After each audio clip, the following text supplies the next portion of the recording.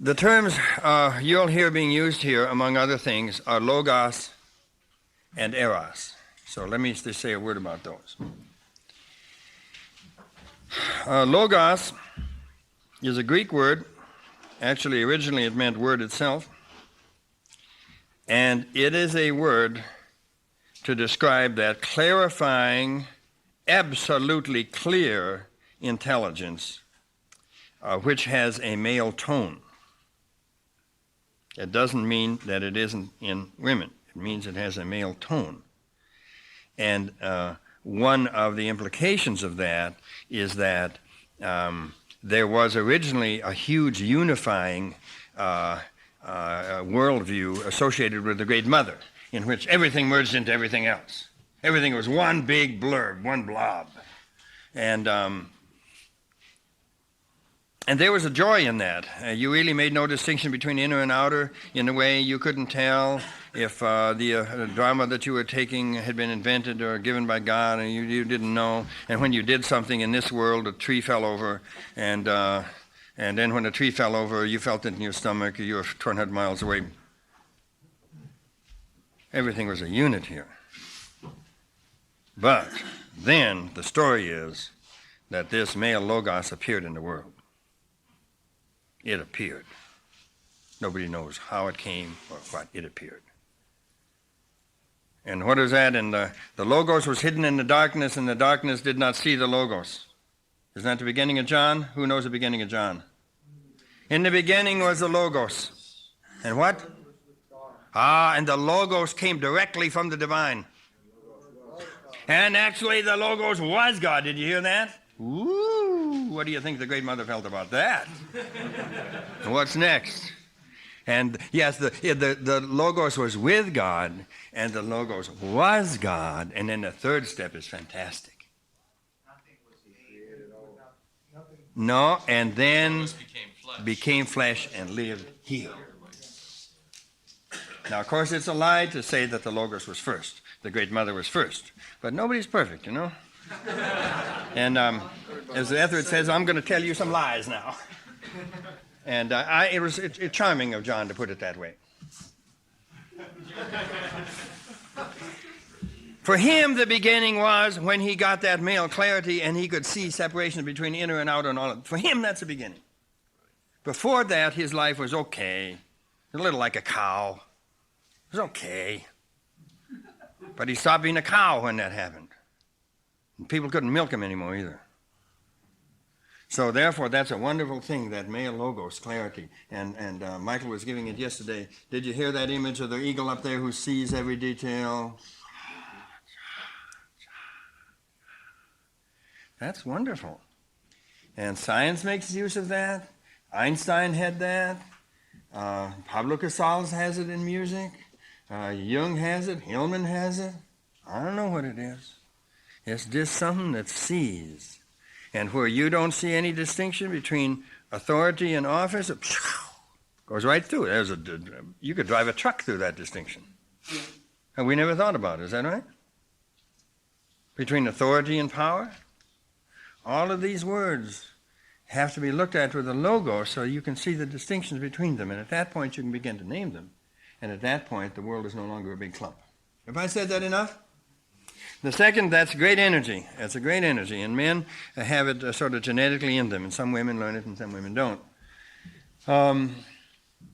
Second thing is Eros. And Eros, to me, the image I like best for Eros is that humming in the beehive that keeps the whole thing together. It's a humming. Eros is not abstract. It's a humming. You can feel it in your body. And it takes all the parts of your body and it brings them together. It's like a glue. And the physicists are looking for the glue that holds the whole universe together. And sometimes after you make love, there will be that kind of humming. And in a way, your arms finally feel connected to your body. And your legs feel connected. And your heart feels connected. I remember the first time I made love, I was about 37. Well,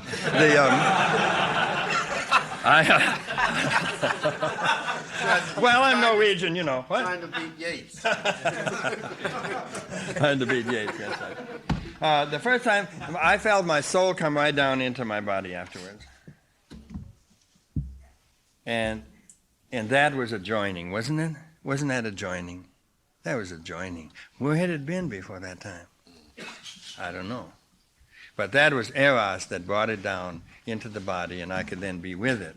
So I learned at that moment that you must never make love only once.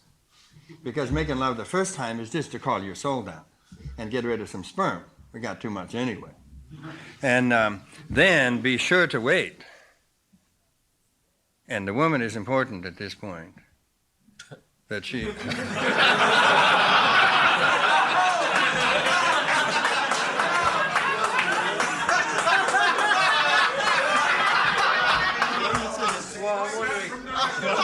was the relevance before that? Well, you heard what Etheridge said about the mule. I mean, shit. Anyway. Good answer, Robert. You got him. I should have. What? You got him. Good answer. If you wanted more exact, then the personality and character of the woman is important, so that she so that she is quiet and calm and not jumping up to play tennis or some shit like that. And that she wants you to be there. Yeah. And that you got brains enough to stay there. And then you wait a little while, and then the second lovemaking is the one that she was really asking for the first time. Because your soul will be in it this time. Third time, even better. 2 souls in it then. So that's something you learn, that Eros is there to bring things together. And women are really tired of being made love to by men whose souls are up and around the moon somewhere. Is this so? Yes. Yeah, but that's the way it is. I mean, it's the way it is. Our soul often isn't in our body, and we got to make love anyway, so just jump on for the ride and we'll see who can do better when we get to Salt Lake City. Why are you shaking your head? What are you thinking? Disagreement.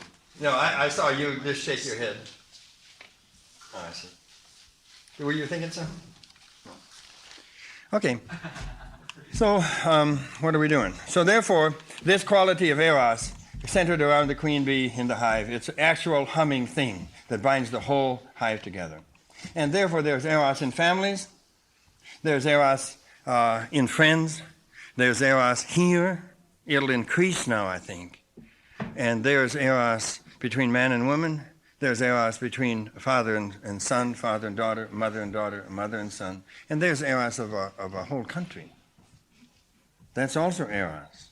And one of the reasons to have a great president that we love is that the amount of Eros increases in the country during the time that president is in effect. That's what happened with Lincoln. Why do you think it was possible for Whitman to write that poem? When lilacs last in the dooryard bloomed, and a late star early rose in the west, I mourn and yet shall mourn with ever returning spring. Ever returning spring, memories sweet to me you bring. Of Lincoln. Loved him. They took the body west, and every town they came to, just hundreds and hundreds of people were waiting for hours for that train to pull in with Lincoln's body on it. He was the queen bee, and wonderful Eros in the country. Under Reagan, who's a fake president, the Eros is dissipated.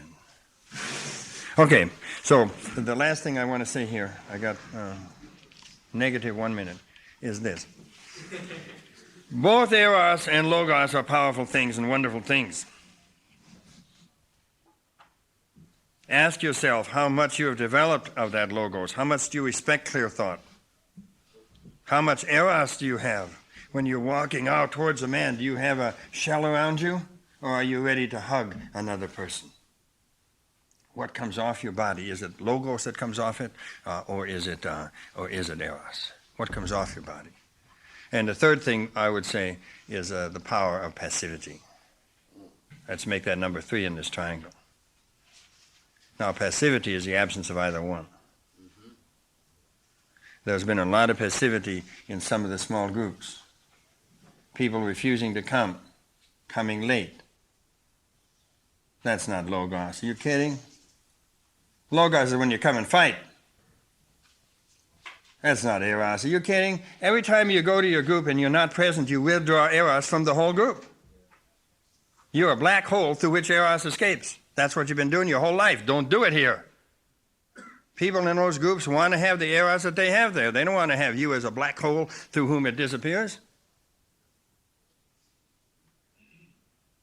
So it's important to realize that when you're a member of a group, you have a lot of power over that group. Whether you bring Eros or Logos or you bring your damn passivity. Oftentimes, these people are kings of passivity. Instead of giving honor to the group leader, they want to be the group leader by not being there. Is that clear what I'm saying? Yes. No. Who said no? Say it. I have no problem when people are gone, and I'm there with those who are there. I feel no power from the people who are gone. I'm committed to those who show up. Okay, it just means that your perception is a little weak.